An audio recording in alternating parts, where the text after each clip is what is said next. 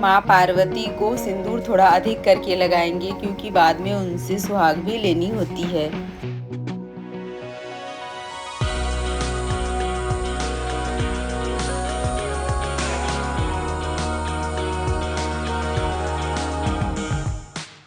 आज तीज व्रत की बहुत ही आसान और सरल विधि बताऊंगी, जैसा कि मैं करती हूँ। व्रत करने के लिए सबसे पहले हमने एक चौकी लिया है, उस पर लाल कपड़ा या सालू बिछा लेंगे। फिर लाल कपड़ा या सालू जो भी आप, उसके ऊपर थोड़ा फूल का आसन।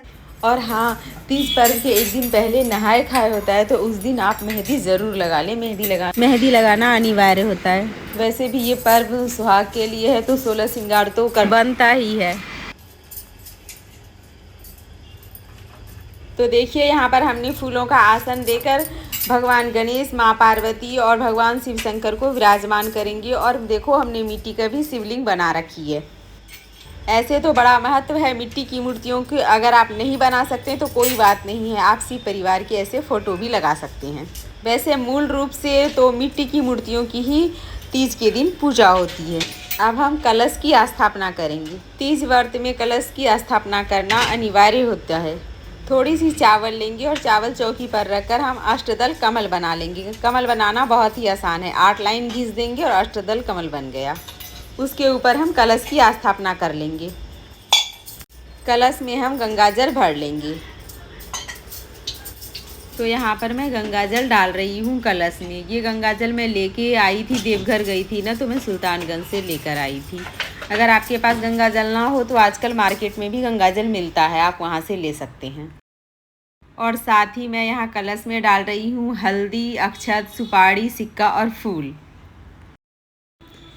कलश पर हम स्वातिक बना देंगे। स्वातिक का चिन्ह बहुत ही शुभ होता है, तो स्वातिक आप ज़रूर बनाएं। देखिए, आप कलश मिट्टी का, तांबे का, पीतल का ले सकते हैं, पर स्टील का नहीं लेते हैं। हमें 5 आम के पत्ते लेने हैं। या तो आप 5 डालें, 7 डालें, 9 डालें, 11 डालें, जितनी आपकी मर्जी उतना आप कलश में डाल सकते हैं। तो आम के पत्ते ले लेंगे और उस पर भी हम तिलक कर लेंगे हल्दी, चंदन, रोली से। हरितालिका तीज का पूजन जो है उसे शाम के समय प्रदोष काल में किया जाता है। वैसे अगर आपके पास टाइम नहीं है तो आप सुबह भी कर सकते हैं। और आप आज के दिन माता पार्वती और भगवान शिव शंकर के सामने संकल्प करेंगे कि मैं आपका आज पूजन कर रही हूँ। आप मेरे व्रत पूर्ण करने में मेरी सहायता करें और मेरी मनोकामना पूर्ण करें। तो देखिए, इस तरह से हमने पत्ते में चंदन, रोली, हल्दी लगा दिए और चावल से भरा हुआ पात्र भी कलश पर रख दिया। और यहाँ घी का दिया जला लिया है और उनसे भी वो चावल के पात्र के ऊपर रख दिया है। आप चाहें तो दीपक की जगह, दिए की जगह आप श्रीफल में नारियल भी रख सकते हैं, लेकिन अधिकांश लोग दिया ही रखते हैं और मैं भी दिया ही रखती हूँ। तो हमने दीप कलश की स्थापना कर ली और स्थापना हो चुकी। अब हम पूजन आरंभ करेंगे। हम सबसे पहले शुद्धिकरण कर लेंगे। हम सभी पर जल की छींटे लगाएंगे। शुद्धिकरण करने के बाद हमें अभिषेक करना है, तो हम जल से अभिषेक करेंगे। सबसे पहले गणेश जी को, फिर माता पार्वती की, फिर भगवान शंकर। इसके बाद पंचामृत से अभिषेक करेंगे। तो यहाँ पर हम सभी का पंचामृत से अभिषेक करेंगे। वो मिट्टी की मूर्तियाँ हैं, बहुत जल्दी गल जाती हैं, तो हमें थोड़ा थोड़ा ही जल डालना है।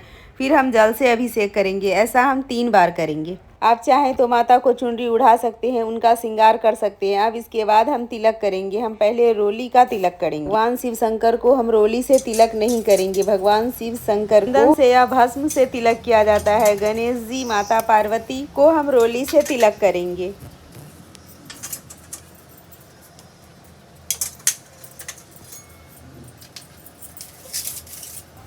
इसके बाद हम इन्हें कलावा समर्पित करेंगे। भगवान गणेश को, भगवान शिव शंकर को और माँ पार्वती को हमने चुनरी उड़ा दी है, फिर भी माँ पार्वती को भी हम वस्त्र स्वरूप कलावा समर्पित करेंगे। इसके बाद हम भगवान गणेश को और भगवान शिव शंकर को जनेऊ समर्पित करेंगे। हरितालिका तीज व्रत भाद्रपद माह के शुक्ल पक्ष की तृतीया तिथि को तीज व्रत मनाई जाती है, जो इस बार 18 सितंबर दिन सोमवार को ये व्रत मनाई जाएगी। तो हम यहाँ जनेऊ समर्पित करने के बाद भगवान गणेश जी को, माता पार्वती को और भगवान शिव शंकर को बेलपत्र समर्पित करेंगे।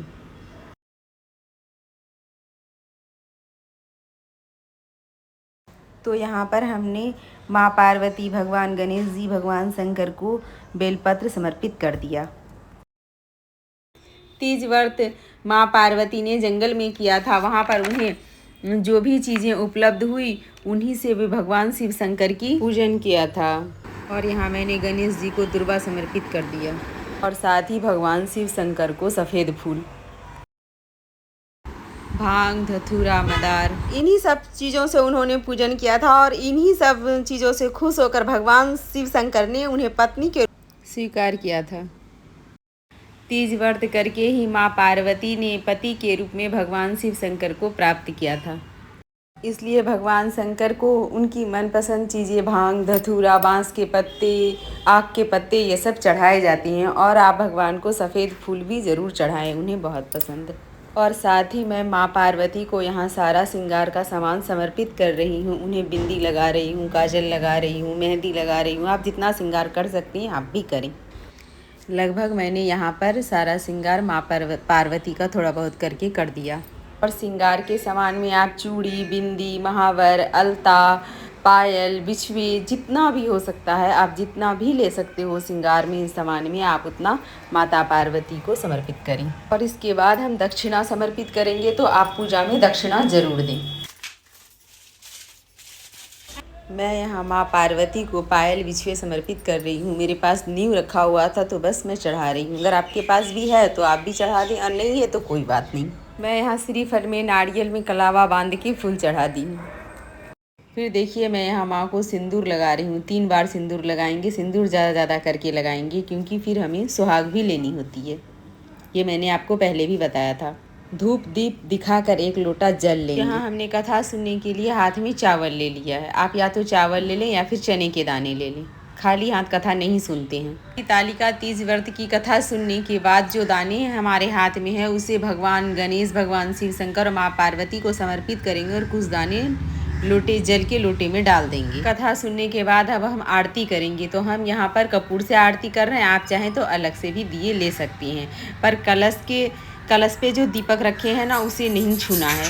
तो सबसे पहले हम यहाँ भगवान गणेश की, फिर भगवान शिव शंकर, माँ पार्वती की आरती करेंगे।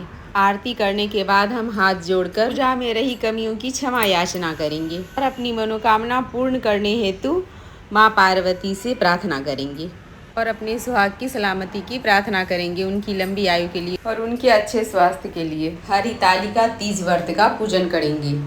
गणपति नाम की सुधा निराली, सुख और शांति देने वाली।